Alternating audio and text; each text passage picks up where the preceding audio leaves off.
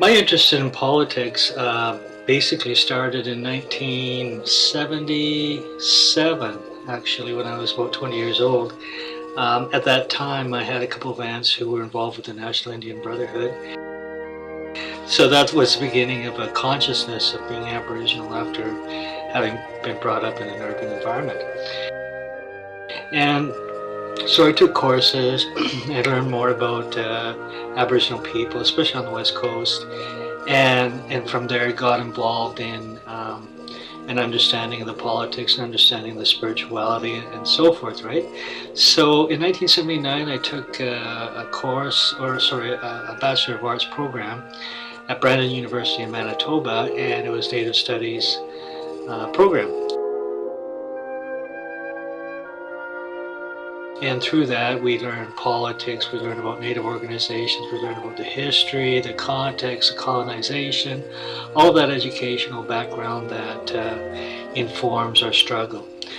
And so I spent from 1979 to 1984 doing that. And I know it took 6 years. I got sidetracked a couple of times during that term. And then from there I worked at Native Education Center in Vancouver, United Native Nations. And it was United Native Nations when Bill Lightbound was the president in 1982, 81 or whatever, that really got me interested in the Aboriginal struggle from the West Coast, BC sovereignty position, which was something I didn't hear too much about in Manitoba.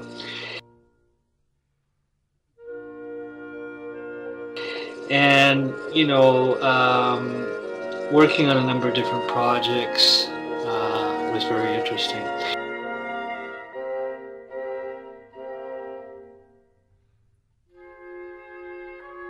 And so I would say that I've been directly involved in Aboriginal politics since 1985.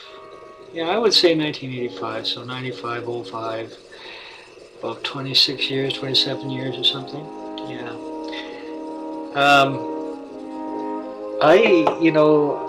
I have a lot to say, and for most of my life I've been the background guy, you know, in political, in Aboriginal politics and so forth, and I've always been the political guy of the opposition.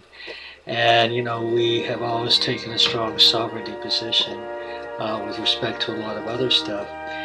And it's always been very, very interesting, ups and downs in terms of your emotion, in terms of your heart.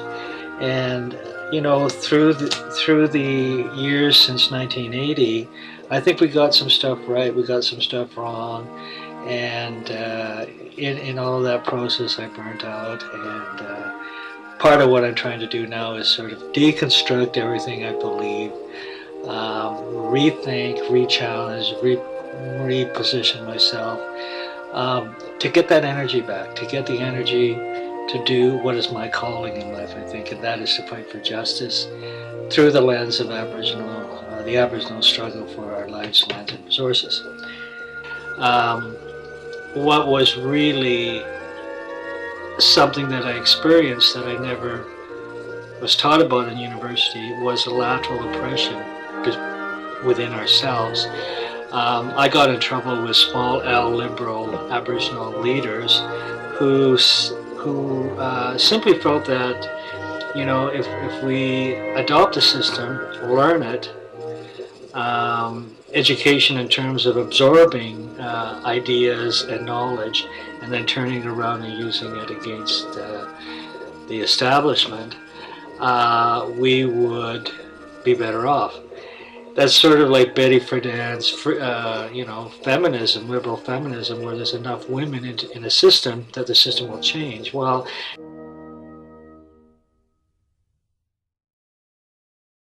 no, women just become men in a male system, and Aboriginal people just become white in a white system. So that was my experience, and through that I evolved a political identity of being a sovereigntist, of saying we are into this struggle not because we want to be professors or lawyers or human rights advocates or anything like that, but because we had, prior to contact, institutions and structures that don't look like modern institutions or even like European institutions. We had protocol, ways of getting together, ways of talking about political, social, cultural, economic issues that were appropriate or were just reality. I mean, not even appropriate, but just reality for our time and our place in that part of history.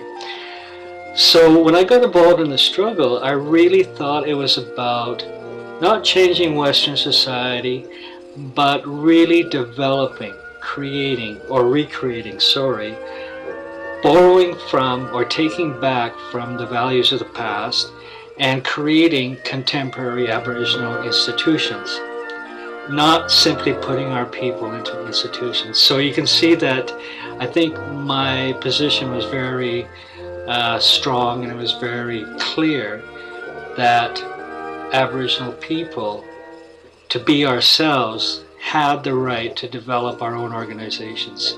So essentially that's where my politics led to.